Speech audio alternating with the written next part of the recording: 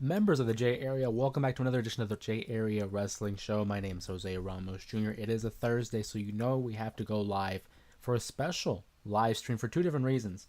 One, the elephant in the room, as you can see over my shoulder here, we have the latest balloon celebrating 4,000 subs here on YouTube. Much appreciation and much love on my part for everyone out there who's continuing to support this venture and continuing to support the channel as we continue to grow. We just hit 4,000 subs earlier today. And I mean, the goal by the end of the year was to hit 5, and here we are. Lo and behold, at 4,000 already. It is a constant and consistent growth that we've been seeing here on YouTube, and it would not be possible without any of you. So first and foremost, I want to start the stream by sending my love to all of you guys out there and much appreciation as well. But of course, tomorrow being July 4th, obviously here in the States, that's the 4th of July. What better way than to celebrate the 4th of July than, of course, here with my Michael Jordan Dream Team jersey, and also to answer the question of who exactly is the greatest United States champion. Now, that could take different forms. That could be in the form of WCW, WWE, and there are different incarnations of the championship and different preferences when it comes to the title reigns. There are some of those that with the mindset of more titles means more success, whereas there's others who think, hey, the longer those title reigns had lasted, that would mean that they are more successful. So go ahead and comment down below in the chat as to which one you fall in line with more. Are you a fan of longer title reigns or an individual who has more championship title reigns?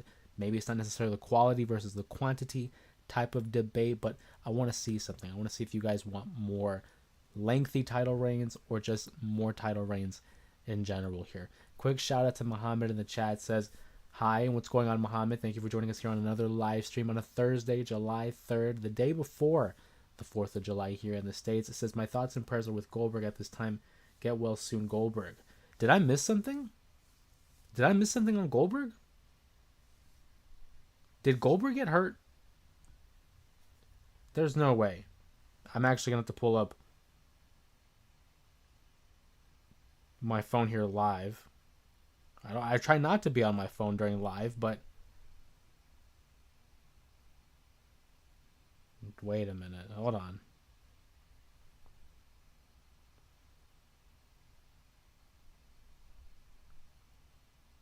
There's no way. Did he actually get hurt or something?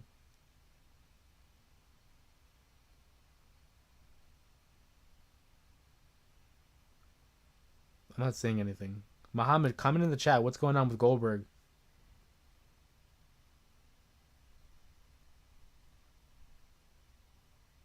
What a way to start the Thursday live stream.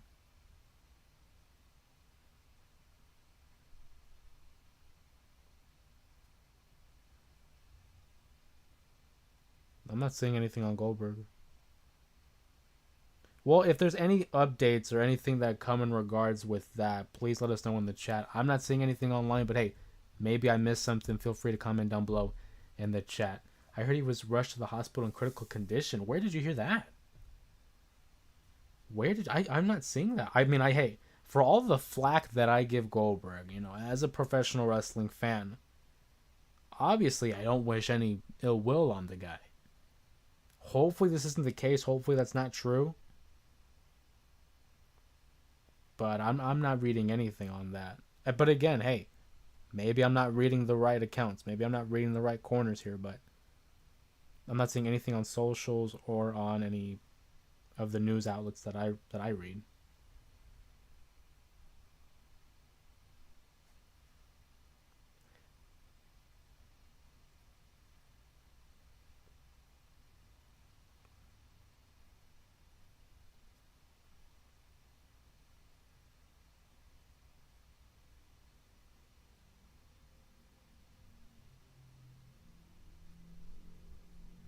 If there's any updates, I mean, let us know in the chat. I'm not seeing anything at the moment. Again, I'm hoping that that's not true at all. But I mean, hey, we'll see in the coming minutes here on the live if anything materializes in the chat. But we're talking about the United States Championship. Fun fact, obviously, Goldberg was a former United States champion. He was on his huge... It's a rip because it's Britt's birthday. Sanfran in the chat. What's going on, buddy? Is it really Brett? It's not Brett's birthday, is it?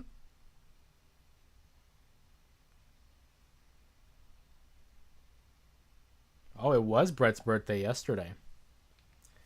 I am the best U.S. champion. Technically, yeah, San Fran has the United States Championship right beside his name. If you are interested in having one of those unique icons such as the United States Championship beside your name, make sure you become a member here on YouTube. But I'm hoping it's not true. I'm not seeing anything that is true. Maybe it is a rib, maybe it is an online joke. But the fact remains, we're talking about the United States Championship. I was talking about Goldberg, former United States champion, won the title during his 173 match winning streak back in WCW, was able to parlay that into a world championship. And I feel like that's what the United States Championship is considered. You know, there was a time and point where the Intercontinental Championship was the workers' title. I still believe it is the workers' title. I believe that the U.S. and the Intercontinental Championship should be the epitome of those stepping stone championships. Not to say that they should be overlooked and used as a way to just get over the top, but I feel like it's that opportunity to have someone come in, earn the respect of the audience, earn the respect of the boys, demonstrate that they do have the talent and the capability of heading into the main event scene, and just use it as an opportunity to say, hey, I am that good. I think that's what the U.S. Championship, along with the IC title, should be considered. There have been many United States Championship. It's one of the longest running championships in professional wrestling. It's been going back all the way to the 70s with champions along the likes of Ric Flair, Bobo Brazil, Harley Race. We have Dusty Rhodes, John Cena, Steve Austin. It's a who's who of talent that have won this United States Championship. It has taken many different forms, and if you guys have a specific design that you like, make sure you drop it in the chat as well. I'd like to see what's your favorite United States Championship. For me personally, I grew up in the day and age from like the 2000s where it was that classic United States Championship that the likes of Chris Benoit, Booker T, MVP, they had held that championship. So for me, that'll always be the definitive, look of the U.S. title. I do enjoy the WCW version also, where it was like the late 90s and the early 2000s of the WCW design. But I'd love to hear from you guys in the chat. What's your favorite WCW title design? And we're also here to ask the question, who's the greatest WCW champion? There's a lot of names to go through at the top of the stream. I did ask the question, did you guys prefer longer title reigns or an individual who has won more championships? So please make sure to drop that in the chat as well. Sanfran here in the chat, appreciate you, buddy, for being here, says that he's the best U.S. champion because he has that U.S. icon next to his username saying the best there is, the best there was, and the best there ever will be. Shout out to Bret Hart, who's above me over here. Was Disco Inferno a champion? I don't believe so. In a day and age where WCW was giving out championships to everybody, Disco Inferno, I don't believe was the United States champion. And I'm willing to put a lot on that bet. I do not believe he was I think he was a cruiserweight champion, perhaps, but not the U.S. title. Absolutely not. But the United States Championship had originated in WCW, obviously in Jim Crockett Promotions as well. There you go, in the NWA. The U.S. title started in the NWA. The longest U.S. champion, Lex Luger, who had held the title for 523 days during his third title reign. Lex Luger is amongst the long list of great U.S. champions. I misspoke when I said WCW, but Sir Robert here with NWA, thank you very much. If David Arquette can be champion, so can he. I mean, that's a fair argument to be made, but let's at least say that David Arquette had some drawing power, and we can't say the same for the Disco Inferno. Lex Luger's a good candidate to be one of the better United States champions of all time. As I mentioned, held the title for 523 days in his third reign. He was a former 5-time champion with a collective, nearly 1,000 days as champion, if you were to collect all his title reigns. Having matches against the likes of Brian Pillman, Ricky Steamboat. Sorry, Jose, I'm an old man. Don't even say that, Sir Robert. Come on, we say wise. You're a wise man, my friend. Appreciate you stopping by as well on the stream. And I love it, man. I love it. I love having fans all across the globe, all across the demographics. It's good to have people who have been fans for a long period of time, a short period of time, so I welcome it. But Luger's a great candidate. He held the title for almost 1,000 days, again, over the collection of his 5-time title reign, over 523 days during his third. I don't know why, but I thought of Eddie with the WCW US strap. He did. He held the US strap in WCW. Eddie had won it in WCW and was the guy who brought back the US Championship in July of 2003. A little fun fact, but the WWE held a tournament to crown the new United States Championship, this time under the SmackDown brand. They held a tournament with the finals being held at Vengeance 2003, and that would have Chris Benoit, another former US champion, going up against his good friend Eddie Guerrero. Pretty topical if you ask me, because we just had that Chris Benoit video come out last week where we talked about the demise of Chris Benoit and how close he was with Eddie Guerrero. Those two were in the finals of that U.S. title tournament back in 2003. But yeah, Eddie Guerrero, two-time champion. Benoit, I think, is another guy that should be in consideration.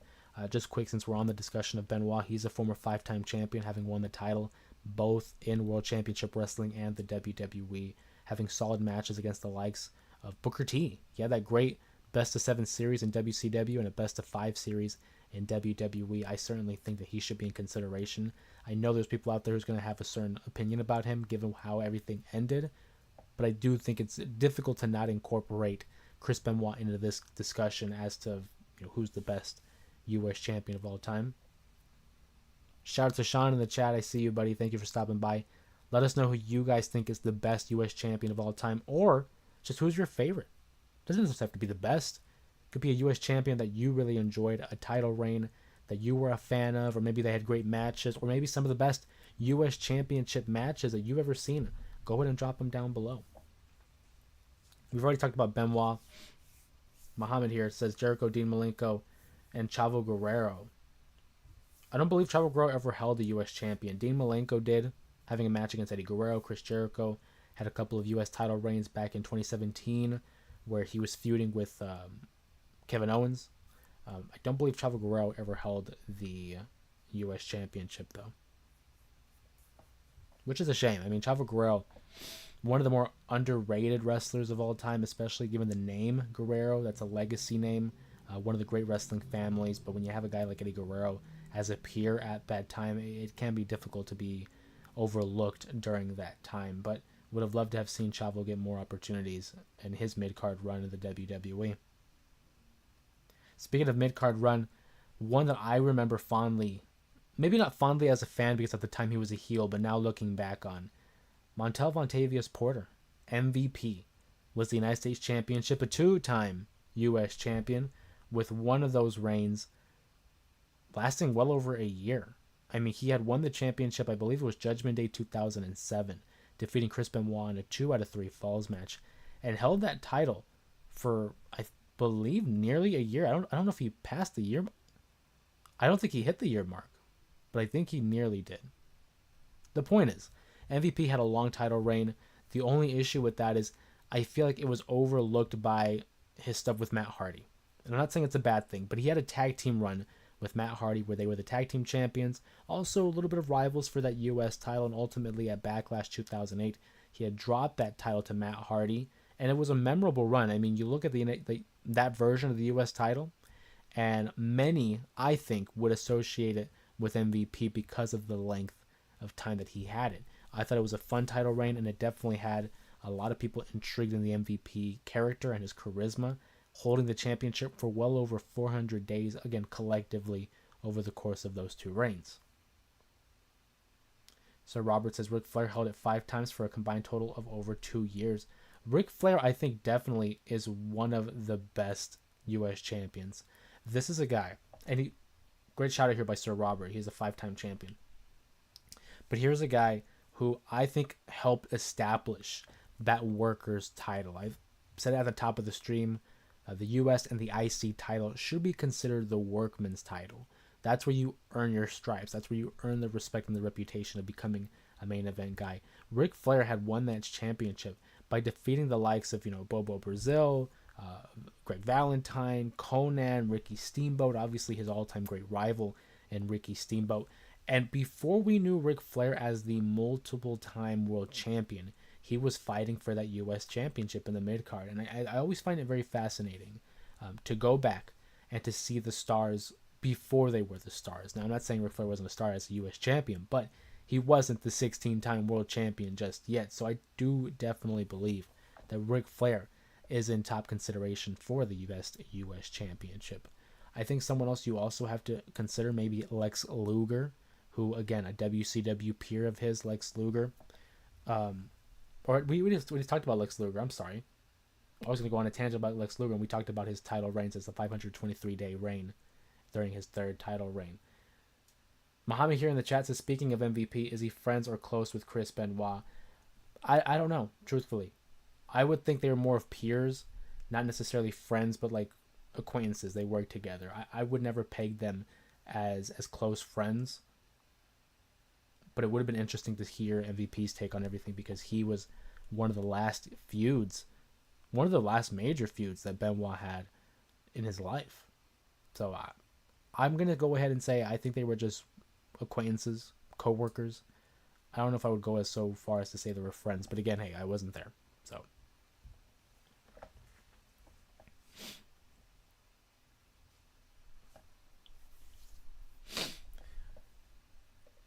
speaking of Canadians, as a segue, San Fran talked about Bret Hart. Bret Hart, a 5-time United States champion, held it 4 times in the WCW, 1 time in the WWE in the year 2010, no less. But many people look at Bret Hart's run in WCW kind of as a letdown. You know, it wasn't really what it was supposed to be. I mean, this is a guy coming from WWE, 5-time world champion, main eventing WrestleMania, coming over to the WCW. And yes, he did win the world championship over there, and he was an integral part of their storylines. But he was really known for the U.S. title, I think, and that really helps legitimize a championship like the U.S. Championship. When you got a guy like Bret Hart, who, as we mentioned before, the best there is, the best there was, the best there ever will be. When you can associate a champion with someone like that, of a caliber of a Bret Hart, it goes a long way in establishing them as a legitimate champion, but also legitimizing the championship. There is a saying in pro wrestling. I think Bruce Pritchard probably said it best during one of his podcasts. But sometimes it's a case of, is the championship making the man, or is it the man making the championship? And I certainly believe a guy like Bret Hart can make a championship. Should he be considered as one of the greatest U.S. champions of all time? I believe so. But again, we leave it up to you in the J area to voice your guys' opinions, voice your guys' thoughts. How you doing?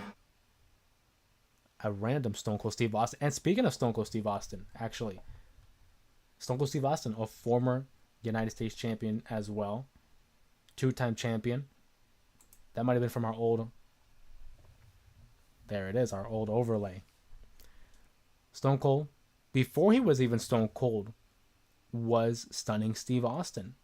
Here's a guy, again, before he became a huge star, had to work his way up the card. Was a tag team guy, was a mid-card guy, and he was Stunning Steve Austin, winning the U.S. Championship on 2 different occasions. And that's really where he was able to hone in on his craft, hone in on his abilities, and establish himself as a single star. Obviously, the WCW didn't see it fit. They ended up releasing Stone Cold, or Stunning Steve at that time, where he would go on to ECW and then become the Texas Rattlesnake that we all know and love him to be. But Austin, for sure. How about a guy like Sergeant Slaughter? 2-time champion, collection of 305 days between those 2 title reigns. Synonymous with America. I mean, he was a G.I. Joe, for God's sake. Could Sergeant Slaughter be in consideration for the best U.S. champion? We'll leave that up to you guys here in the J area. But the one guy that I haven't mentioned, and I mean, it's bias on my part because I grew up watching all these title reigns. The guy that I think might be at least the best U.S. champion under the WWE banner. There is a collection of guys that come from WCW. We've already talked about them. Flair, Luger, Bret Hart, Benoit, Booker T. But the guy that I think is the greatest WWE U.S. champion, he's a 5-time champion. He's regarded as one of the greatest of all time. I think it's John Cena. Had a memorable run in 2004 with the title. He even had his own design, the Spinner U.S. Championship, which became the prototype for what a Spinner Championship could look like in the WWE. You move past those 3 title reigns, by the way. He defeated the likes of The Big Show, Booker T, and Carlito. 3 legitimate names. 2 of them are Hall of Famers. One of them is a part of the Cologne family. And yes, I know the Big Show's not a Hall of Famer yet, but come on, he's a Hall of Famer. He has that kind of credentials. Then you move past all the way to 2015, and this is where I think he solidifies himself as the best U.S. champion of the WWE. He wins the championship at WrestleMania 31, defeating Rusev, who came out with a tank. He wins the U.S. championship and goes on to have a memorable run with those open challenges, having matches against the likes of Sami Zayn, having the likes against Cesaro, Neville, Kevin Owens. Matches that we still talk about. And again, this was during like a renaissance era for John Cena, because there were still those members of the audience who criticized John. They said, you can't wrestle. They still cheer it to this day. But during that 2015 run, Cena was having matches with the likes of the individuals I have mentioned, and also breaking out these new moves. He was hitting a springboard stunner, Hurricane Ranas. Like, he was doing moves that we have never seen John Cena hit. So to see him finally start to open up his repertoire of wrestling maneuvers, demonstrating that, hey, I might not be the world champion right now, but me as the U.S. champion, you guys better be paying attention. And I mean, at least I was. So to see Cena with that U.S. title, one, it was such a welcoming sight because it was something different after seeing him for 10 years in the world title scene, but also because it was a little bit of nostalgia for me watching him grow up as the doctor of Thugonomics, and now is the main guy in the company. It was a nice run.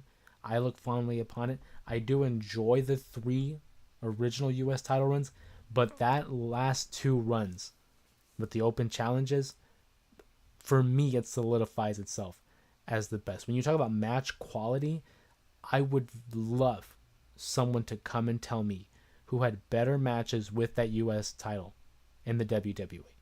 Again, excluding WCW, I'm talking strictly just the WWE. No one had better matches for that title than Cena. I'm surprised he's not a Grand Slam champion, says San Fran. Yeah, the only title he's missing is the Intercontinental Championship. Does he get it during this final run? I don't think so. I don't think he needs it. I mean, it would be nice. And I go back to like when he won the 17th World Championship. Doesn't need it. He's already made man. His legacy's already made. He's already considered the GOAT. Would it be nice? Absolutely. Absolutely it would be nice. But I don't think it's necessary.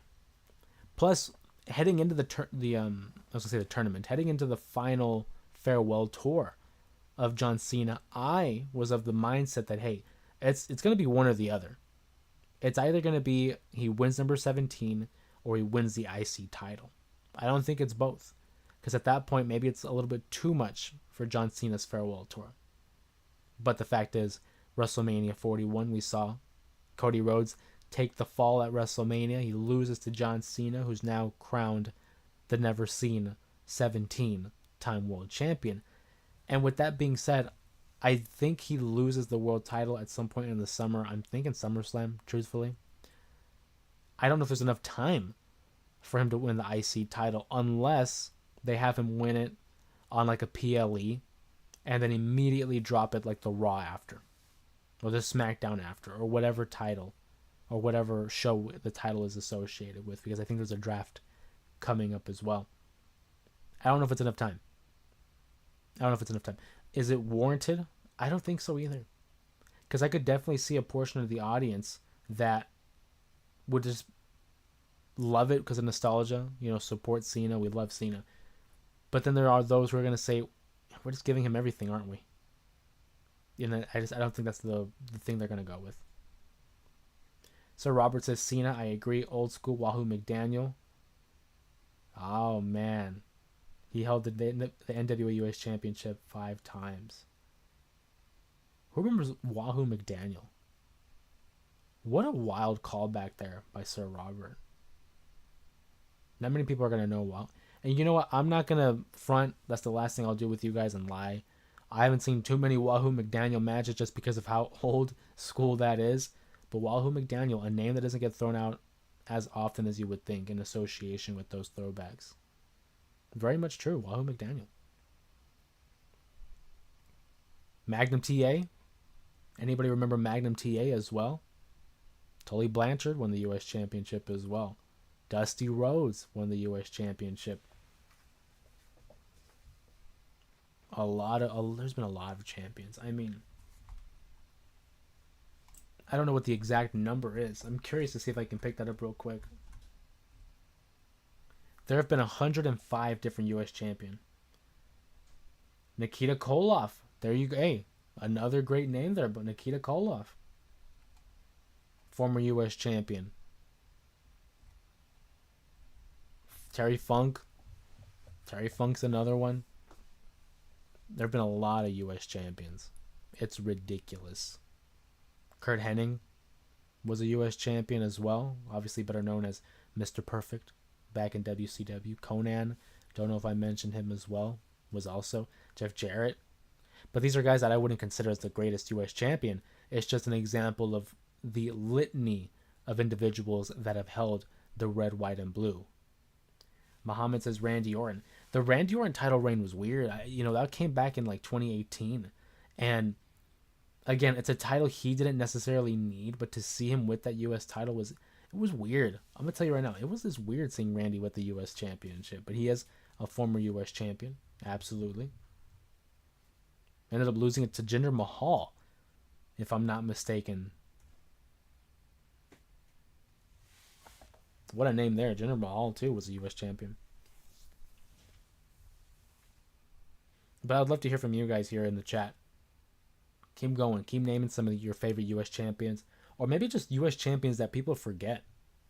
Because with all those names, over 100 names with the U.S. championship. So Robert says, do you realize, to your point, every name you are mentioning are awesome workers? And I'm telling you, because it's the workman's title. I know a lot of people say that with the IC title, but I think the IC and the US Championship have always and should always be that workman's title. We look at the wrestling business. Goldberg, we did mention Goldberg. Shout out to Reese there.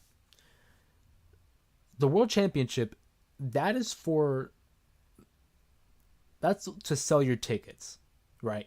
Sometimes the world champion isn't the best wrestler. It's the guy that's going to put the most butts in seats. It's the guy that's going to move tickets, bring in viewership. Case in point, Hulk Hogan, right? Hulk Hogan in the 80s was the WWE champion multiple times over.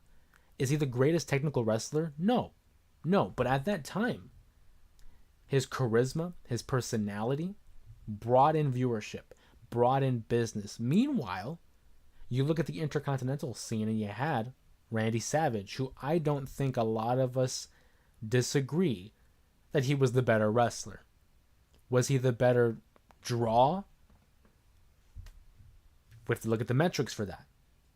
But I don't think there is any doubt in anybody's mind that Randy Savage was the better technical wrestler than Hogan, which is why I say the World Championship, that's for your main guy.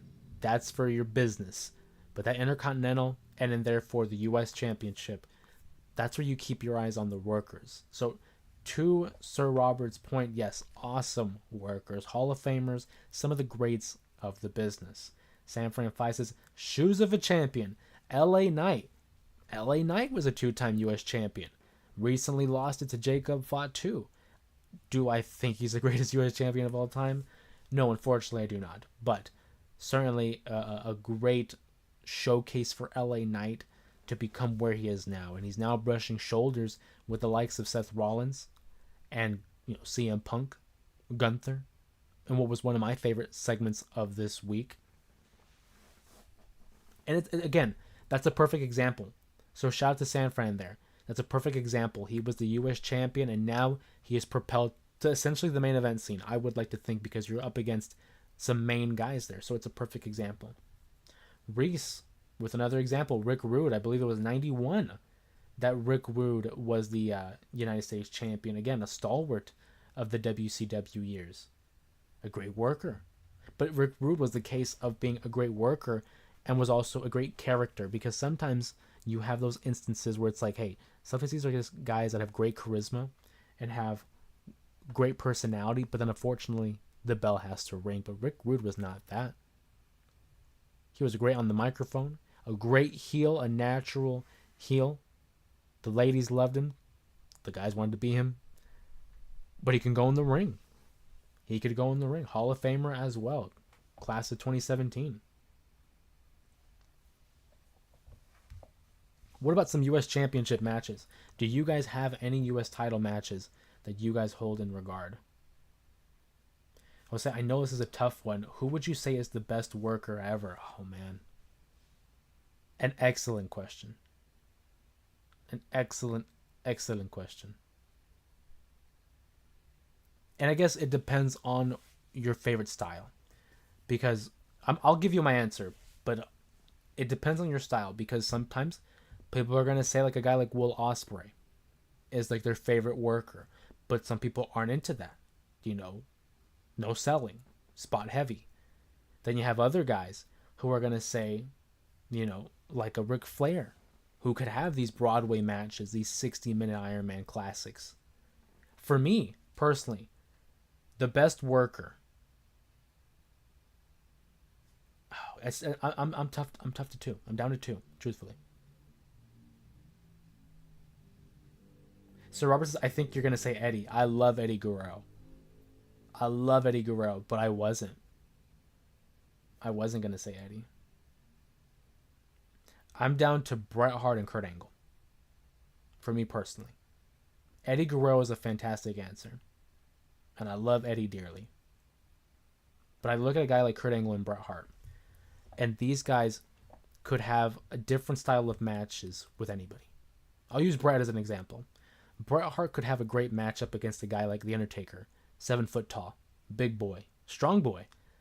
And Bret Hart is essentially undersized compared to him, so he has to work him down, break him down. Same thing with like a Diesel. But you put Bret Hart in the ring with a guy like Shawn Michaels, a little bit more agile, a little bit more athletic, and he can go in the ring with him. He can go in the ring with a guy like the 1-2-3 Kid, who is undersized compared to Bret. So now Bret is working as the bigger man. And I love the way that Bret Hart would sell certain bumps, whether it was the turnbuckle bump where they throw him into the turnbuckle and he sells it like as a gunshot to the chest. The way he would use his facial expressions to sell every maneuver. You felt like Bret Hart was in a fight every single time. It was a matchup. Same thing with like Kurt Angle. Kurt Angle could have a great match again with The Undertaker. We talked about No Way Out 2006 in the previous live stream. Look at his matchup with Shawn Michaels. Look at his matchup with Brock Lesnar. I mean, put him in the ring with anybody. And it might be Kurt Angle. It might be Kurt Angle because of how quick he was able to adapt. This is a guy that was in the 1996 Olympics and is not, you know, by any means born into the wrestling business, at least this version of wrestling for him.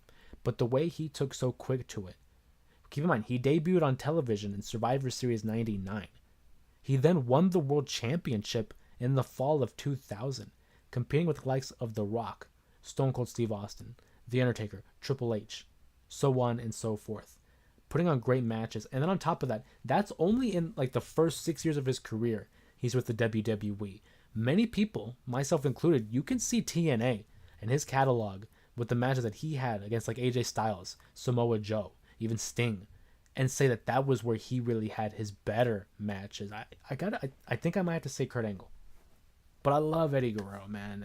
You're making me feel guilty for not saying Eddie. Correct me if I'm wrong, but wasn't Eddie versus Ray at Halloween Havoc for the U.S. title? A common misconception. It was actually for the Cruiserweight title. It was a mask versus title matchup for the Cruiserweight Championship, but I don't blame you at all for mixing the two. Benoit versus Orlando. Jordan says Muhammad. A quick shout out to that. That was at SummerSlam 2005. They also had a few matches that followed on SmackDown. The running gag, of course, being that Benoit was going to defeat Jordan in shorter times every time. So that's a fun one, a fun callback to 2005's Orlando Jordan versus Chris Benoit. John Cena says it's me. It is. I believe it is John. I think John's the best U.S. champion under the WWE umbrella, at the very least. Could it be anyone else? Sure. And I'd love to hear from you guys in the chat. But for me, and for my money's worth, I got to go with John. I got to go with John. Shout out to the Dream Team, by the way. If you guys haven't seen, in celebration of the 4th of July, and of course this live stream where we're talking about the United States Championship. Got my Michael Jordan United States Dream Team jersey. Gotta represent Michael Jordan, the great, the GOAT. Also, on the eve of 4th of July, we appreciate you guys stopping by and spending your time here with us. I debated about going for a Friday stream, but I was like, it's 4th of July. I know we're going to have something planned here at the crib, so I'm going to enjoy my time there. Why not enjoy here on a Thursday stream? Reese with a deep callback here, reaching into the bag. Barry Windham. Shout out. Who remembers Barry Windham? The name might be familiar. Obviously, Wyndham Rotunda. One Bray Wyatt.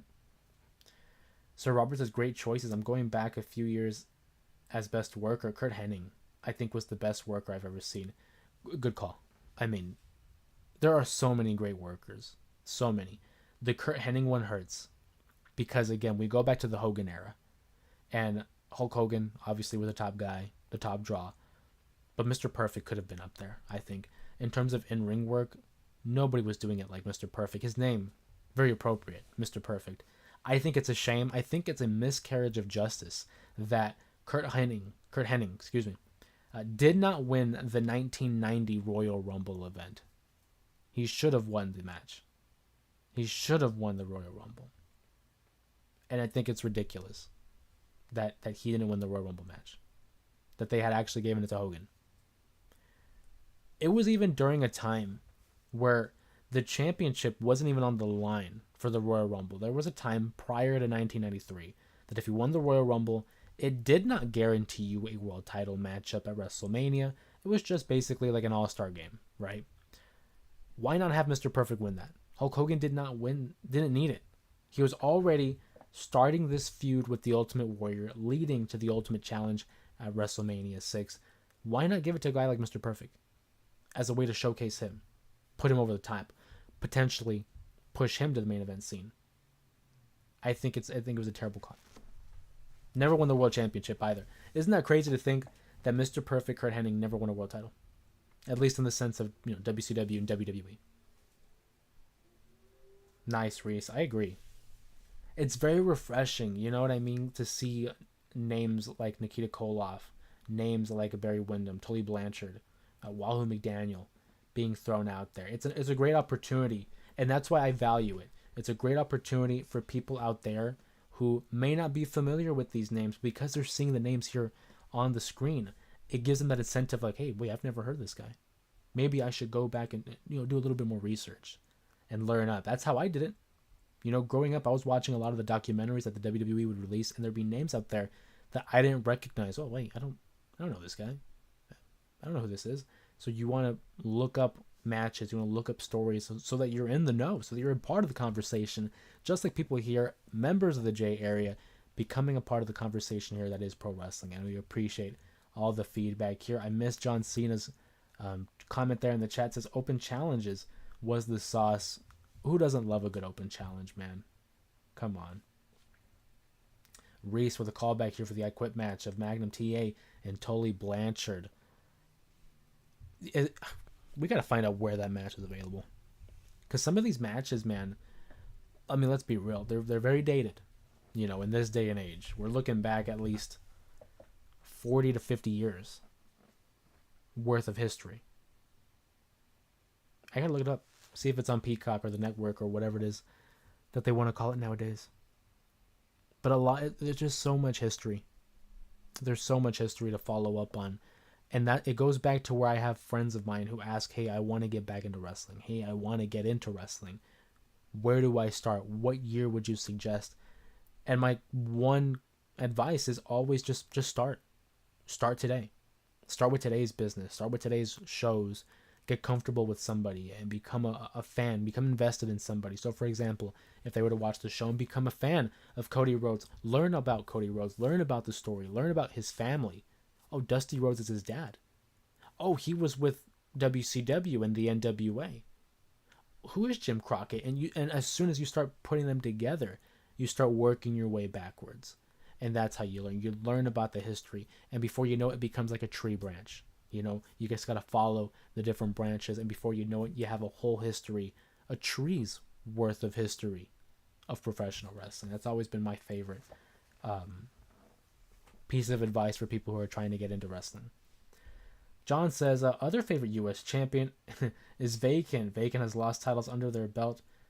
No pun intended. The Hall of Fame career that is Vacant. I mean, holding championships such as the WWE title, the World title, the IC title. You could basically say that they've won every single championship. There's not a championship that I don't think they haven't won. And if there is a championship they haven't won, it is only a matter of time before they get their hands on that title.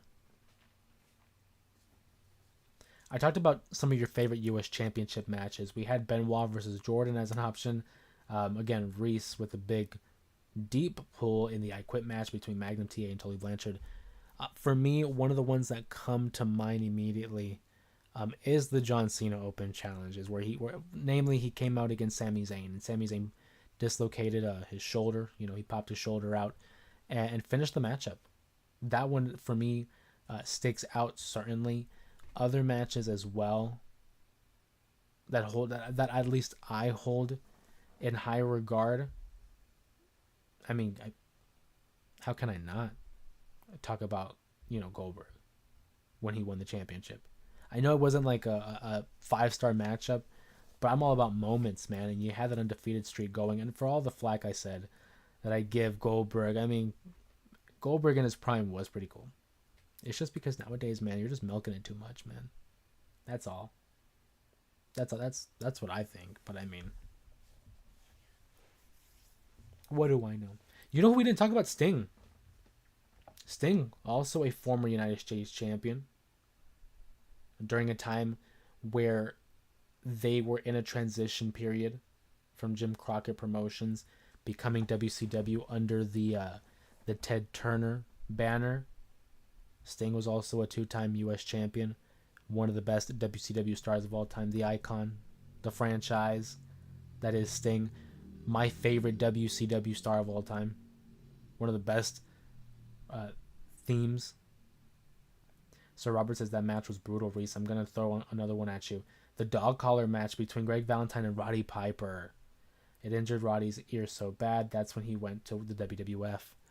We did forget to mention Roddy Piper was a U.S. champion. The dog collar match that was also an inspiration for the CM Punk versus MJF matchup at Revolution 2022. They had their, dog collar matchup. And that's what I love too about pro wrestling, is the callbacks. That even things that happen nowadays, they are still influenced by the past. Having a guy like Punk, who is a historian, MJF, of course, student of the game, to have a dog collar matchup, and again, a direct shout out to what Greg and Roddy Piper did for that U.S. title. A bloody affair. Great pulls here. And if you're new to the channel, if you're new to the stream, and you're just getting acquainted with the conversation, and you're seeing some of these, take notes. We've had people in the past on these live streams take notes. They've said, hey, they get a notebook, take notes on the matches and the history, and we can always come back and carry on the conversation for another live stream. But I love it. It's a great way to not only keep everyone informed, it's a great way to remind me, because sometimes, man, so much information is being brought into the head, and then it can go out the other ear. But how can I forget Valentine versus Piper, man? A great call. A great pull there. Once again, I do want to take the time to thank you guys here on stream for the constant love, constant support that you guys have thrown the channel's way. In a month's time, we went from 3,000 to 4,000 subs. You guys are awesome. I mean, consistently showing up and taking part in these conversations, whether it's on the live streams, whether it's in the videos or the shorts, the posts. You guys have made it much more worthwhile to continue this venture here on YouTube, and just opening up to a community of pro wrestling fans that have been very positive. In this day and age, it can be very negative, but that is not the case here. So if you are just joining us here on this live stream, of course, my name is Jose Ramos Jr. This is the J Area Wrestling Show, where we talk about pro wrestling both in the past, in the present, and even concerning the future. I open it up to you guys here on the live stream to direct the conversation. And today's conversation We're talking about the United States Championship. Who is the best U.S. champion? What are some of the best U.S. championship matches? We go back here. Reese mentions Magnum TA and Nikita Koloff, best of 7 matches. John Cena says Logan is the worst. Who's the worst U.S. champion, guys? A fair question. I mean, if we're going to talk about the best, the other side of the spectrum would be who is the worst. Logan Paul did not defend that championship enough for him to be even considered a legitimate champion. If my memory serves, I think he defended it maybe 3 times. And if he didn't, it felt like 3 times. I think that's a good choice for one of the worst US champions of all time, especially given, the modern age. If we were to take a step back and think about some of those champions, with all due respect, I love him as a character. But I don't think Santino Marella did anything with that US championship. I can remember, to be fair though, I can remember the championship. Santino Marella is one of those guys who was a gimmick guy. Doesn't need a championship.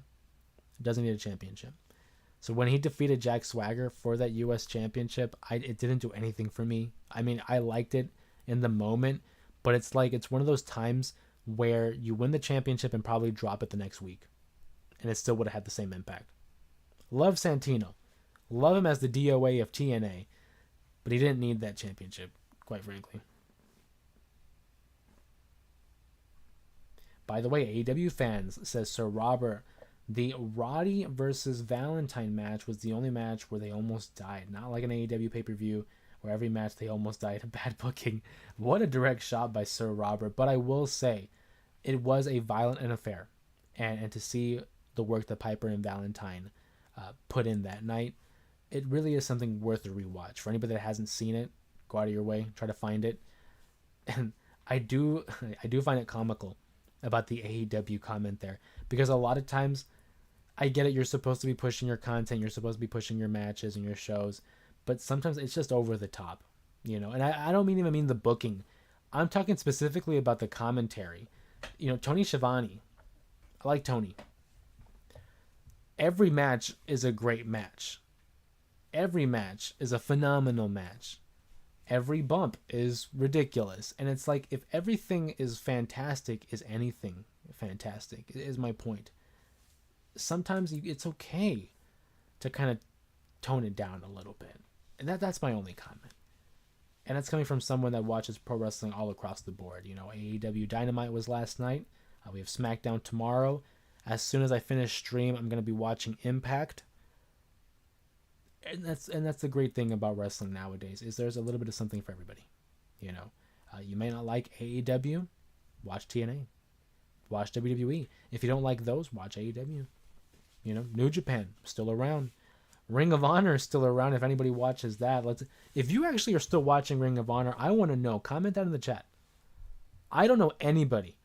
I don't know anybody personally. I don't know anybody on stream. I don't know anybody online who is actually watching Ring of Honor. And that's a shame, because Ring of Honor was putting on bangers back in the day, in the 2000s, even in the early 2010s. But ever since being acquired by Tony Khan and AEW, and I'm not saying, it's their fault, but ever since that acquisition, and now with Honor Club, and I know Honor Club was a thing before Tony Khan, but I feel like nobody's watching Ring of Honor. I want to know who is watching it. The only reason I keep up with it, and I'm going to tell you right now, I don't watch Ring of Honor. I do not have enough time in the day, and if I did, maybe. But I don't know anybody that's watching it. The only reason that I keep up with it is Athena.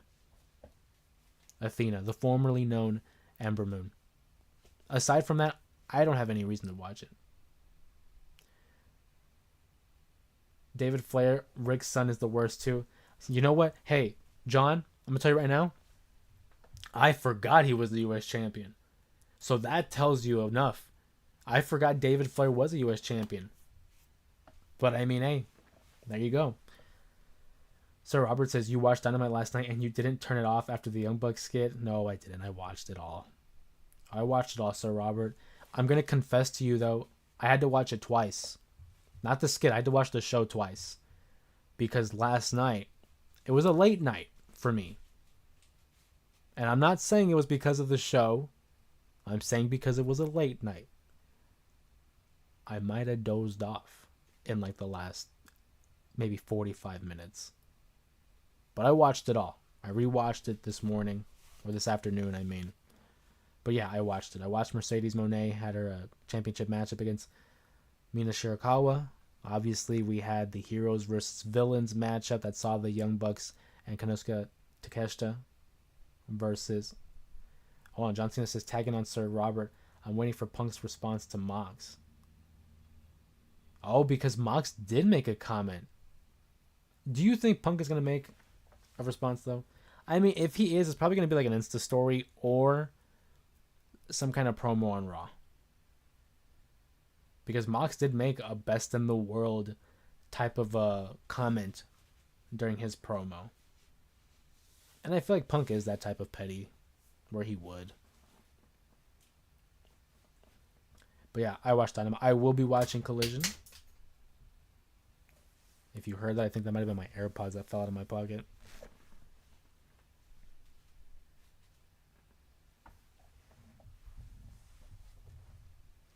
I can confirm it was.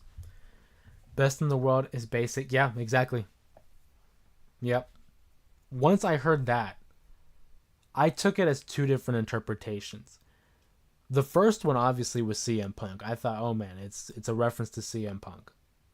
But then the second one was, okay, Swerve Strickland and Will Ospreay have claimed in the last few months to be the best in the world. The best wrestler in the world. So I think it could be a double entendre type of a deal. I think more likely it is a CM Punk shot.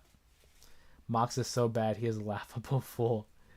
You know what's crazy, Sir Robert? I kind of like Mox, but I am aware enough to say, okay, I can see why. I can see what you mean. I will say the Death Rider stuff doesn't work for me. Before, I was fine. I liked Mox. But this Death Rider stuff, it isn't for me. Him along with Marina Shafir, Claudio, Wheeler Yuta. They're trying to get Wheeler Yuta, pushed and get him over as a heel. It's not going to work. It's not going to work. As for Claudio's legit, man. Like, I love Claudio Castagnoli's work. But him in this group, I feel like it is diminishing his potential and essentially preventing him from going to the next level. Because Claudio, I think, is an all-world athlete. He sells by falling down and rolling. You're right. You're right. By far, in that group, my favorite is Claudio. And I love Pac too. But unfortunately with Pac, he's never really on TV anymore. I believe it's because of... Is it because of his visa, I believe? He's never on TV anymore.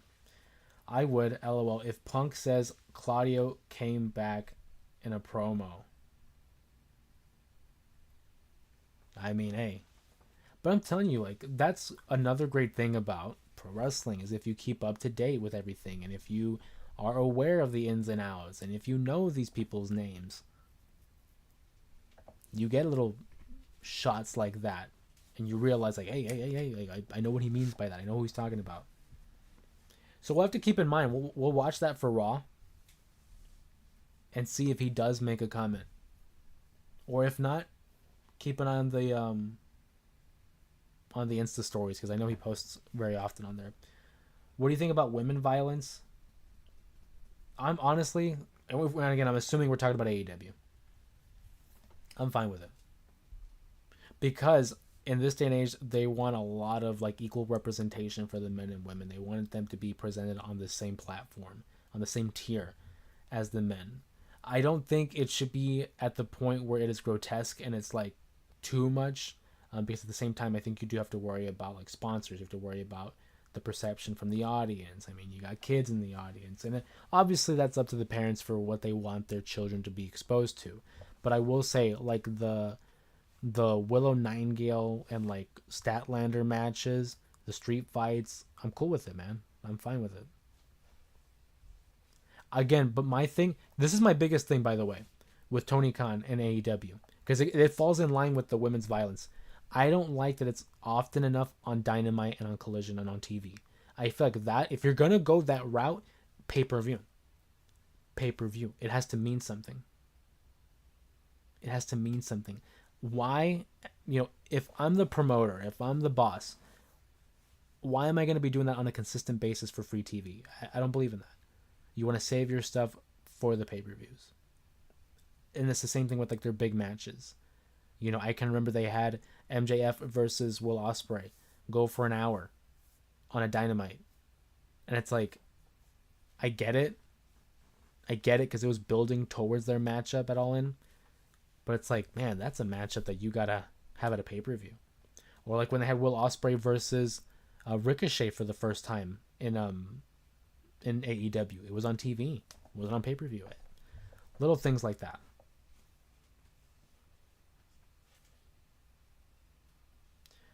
What Hangman did last night. Oh, you mean that one? Oh, okay, I see what you mean. I thought you meant like when there's a street fight for the women. You're talking about like when Hangman hit the buckshot lariat on Marina Shafir. It's hit or miss, man. It's tough.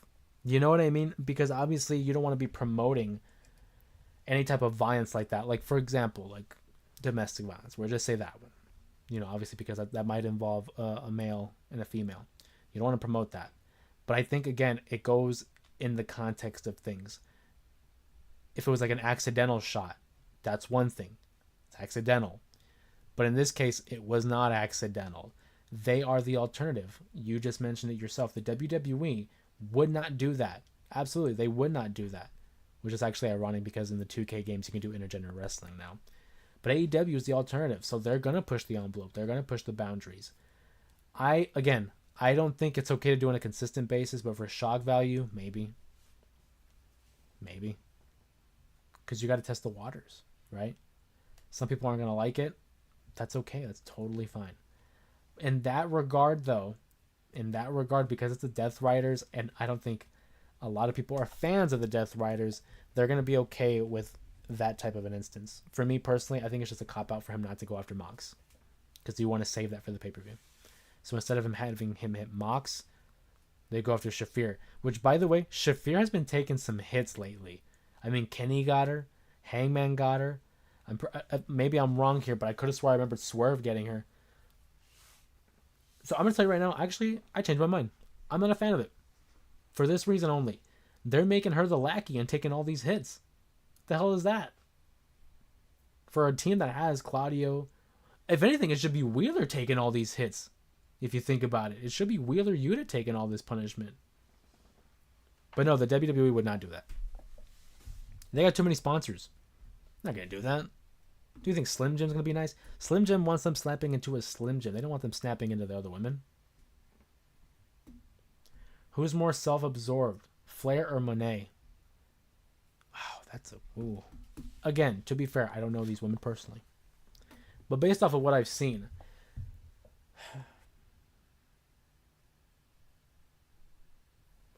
Maybe Mercedes Moné just plays it really well, but for some reason, this incarnation of her character just...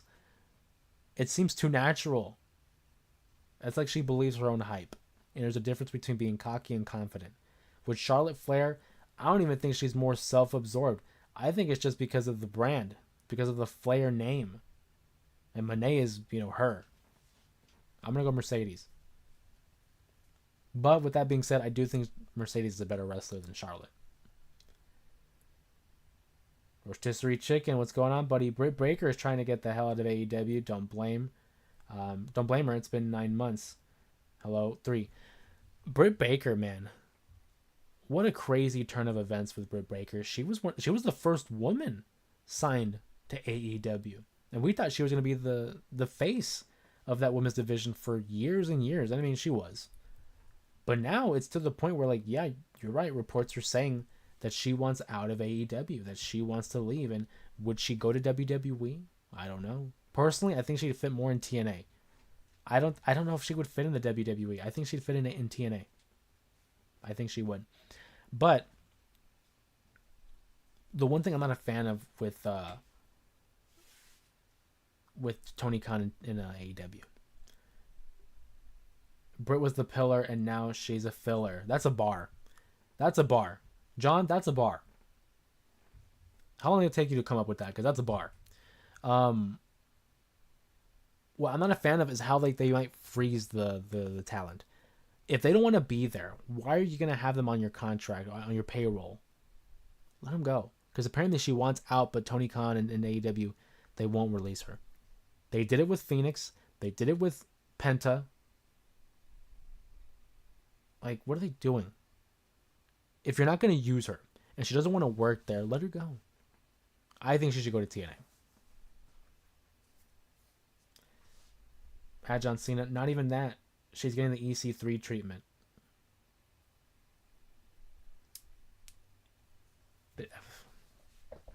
Yes, I agree. Yeah, we got people agreeing here in the chat. And I'm not going to pretend like Britt Baker is the greatest women's wrestler right now. But I do think she's good enough. She's one of the better ones they have on the division, I think. But then, what about the backstage turmoil? I mean, we've heard reports about her getting into it with MJF. I believe last year, over some comments that he had made. Is it a Britt Baker thing? I don't know. Who's the problem? I think we'd find out more information if we saw her leave the company and go to somewhere else and see if it follows. Like, for example, CM Punk. A lot of people thought he was in the wrong at AEW. Upon him getting his release, he's now in the WWE. And apparently he's an upstanding, employee there. So it's like, it all just depends on the environment that they're in.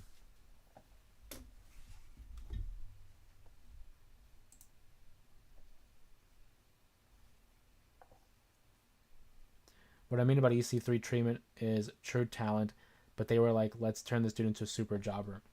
They never gave EC3 a shot in the WWE. They never even let him speak.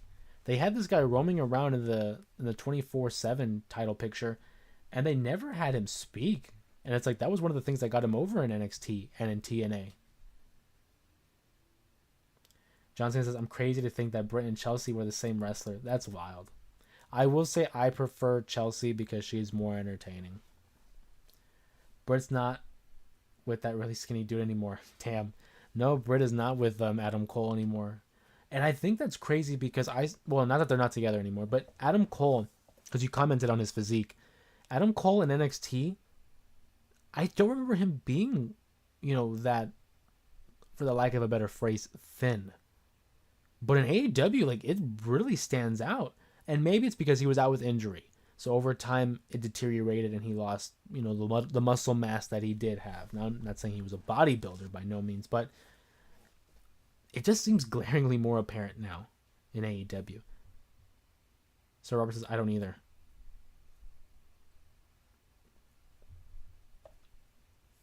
Exactly.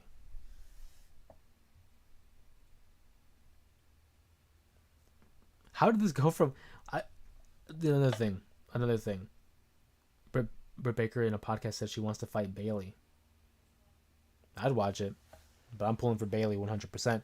What I love about these streams, though, is we'll come into a stream talking about the U.S. Championship and its history and the best champions and the best matches, and it divulges into a discussion about AEW and Britt Baker and Adam Cole, and before you know it, we're talking about Adam Cole's physique.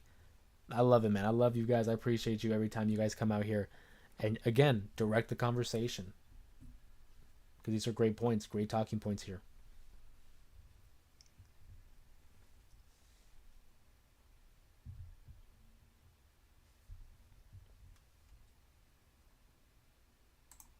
We're going to go live here for a little bit more.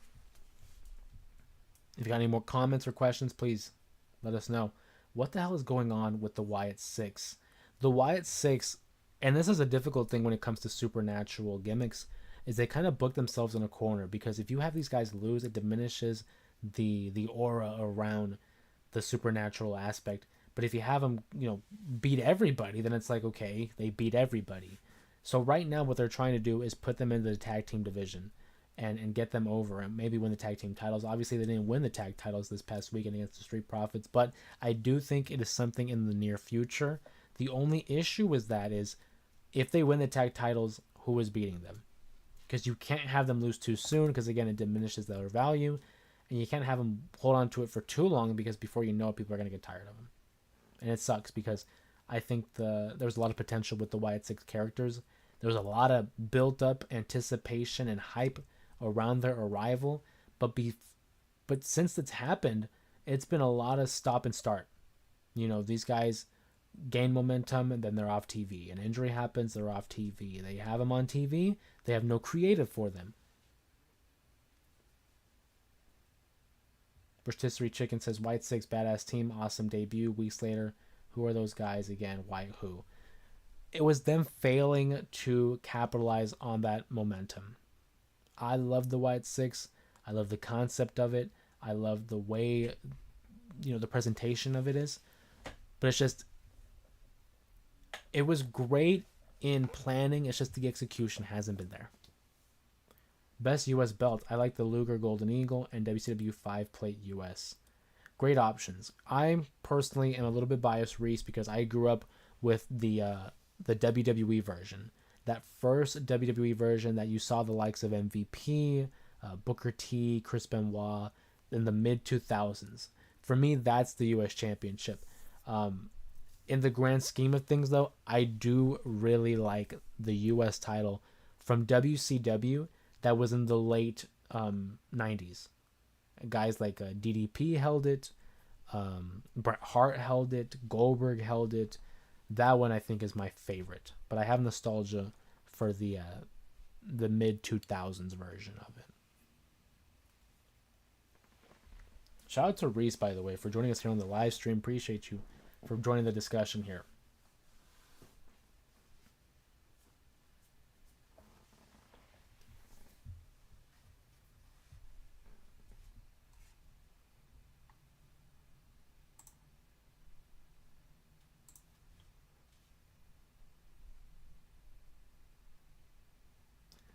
John says, I also think Bliss being pivoted into being the goddess gimmick when she was brought back to join the White Six originally makes me think creative is giving up on the White Six. They had a lot of hints that they were going to be joining Alexa Bliss with the White Six, and they have not followed through with it. I think you're right. They are starting to slowly drift away from that Wyatt aspect of her and going back, maybe not back to the goddess gimmick, but more of like an in-between of the goddess and the like the Firefly Funhouse version of Alexa Bliss. I would have thought they would have had them joined up. I thought at WrestleMania, I thought Nikki Cross and Alexa Bliss were going to team up for sure. They hinted at it because it looked like Liv Morgan and Raquel, who were the tag team champions, were going to defend it against Nikki and Alexa. Never went that route. So I don't know what the plan is, because it was looking like Alexa would join them, and now it looks like they're just drifting away. I don't think they have a set idea on what they want to do with the Wyatts, and that's a shame. I hope that's wrong. I hope what I'm saying is wrong, and they do have a plan, and it's just one of those things where you have to wait and trust the process. But there comes a time, man. They've been on the main roster for a year now, since debuting.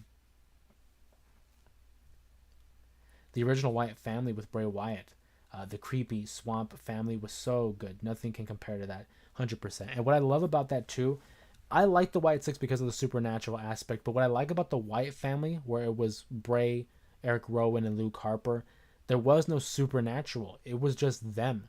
It was like a cult-like vibe. You had Bray Wyatt as the cult leader and his followers, who were his family, and Luke Harper and Eric Rowan. It felt very real. Like that stuff happens in real life, where you have someone that's so charismatic and so convincing and passionate about what he's talking about, so he's able to lure in other individuals into his cause. So that, and accompanied with a great theme song, by the way. That original Wyatt family theme song was a banger. Awesome. Evil human gimmick Bray. Bray Wyatt was just fascinating as a character, because he could go in the ring, he'd go on the microphone. Charismatic is the word I would use with Bray. Whether it was the Wyatt family, that early incarnation, whether it was the Fiend. The Fiend was one of my favorite things. Actually, no, it might have been my favorite thing in the darkest time in WWE, because they, in 2018 to 2020, man, it was bad. It was bad, but the Fiend was so cool. Will Ludwig escape from the Charlotte DMs? That was a crazy line, by the way. Like, when she said that, is that why Kaiser's in my DMs? It's like, for real? Like, no one believes that, Charlotte. I hated that line. Because it's one thing to like throw out a burn and be like, oh wow, can't believe she said that. When she said that, I audibly groaned watching it because I was like, okay, he is not in her DMs. There's no way he's going from Tiffany to Charlotte. Fiend was my favorite. Oh, was my favorite. Then Goldberg. Don't, damn it. And see, this goes back to why I have my beef with Goldberg. My favorite U.S. champion, Penta. It will happen. Hey, maybe. I kind of would like to see him as the IC champion, but a U.S. championship wouldn't be bad either. I'm down.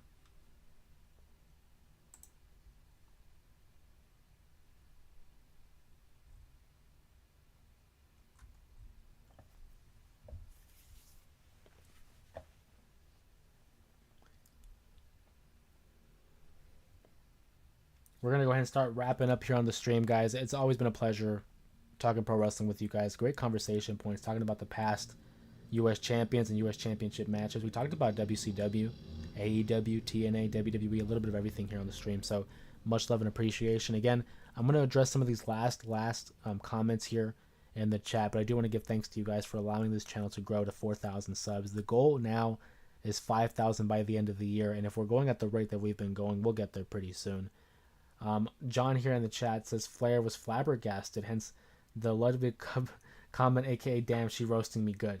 Yeah, it seemed like a Hail Mary on her part. It looked like one of those things where it's like a last gasp of desperation.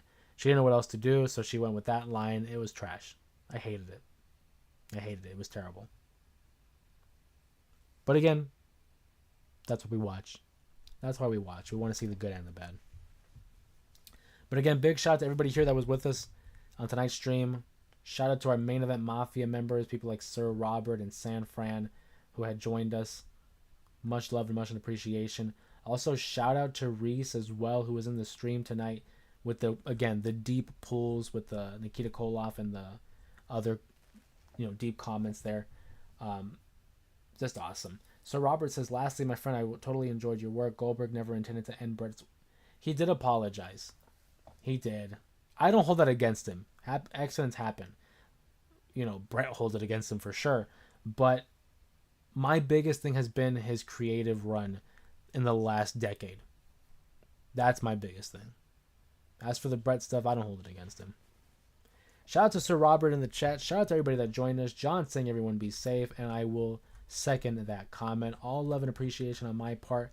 Can't wait to see you guys for the next stream. I'll let you guys know in the comments and in the community tab when we'll be going live again. If not, make sure you guys have your notification bell on. That way you can stay in the know as to when we upload videos and when we upload our live streams here on YouTube. Everybody have a great one. Hope you guys enjoy the live stream. And if you're just joining us towards the end, it'll be available in the archives to rewatch in its entirety here on YouTube. Shout out to Reese again for joining us on the stream. Hope everyone has a safe night. Enjoy your 4th of July weekend. Everyone be safe. Everyone have a great one. We will see you guys next time. Everyone have a good night. All love and appreciation. Take care, guys. Thank you, guys.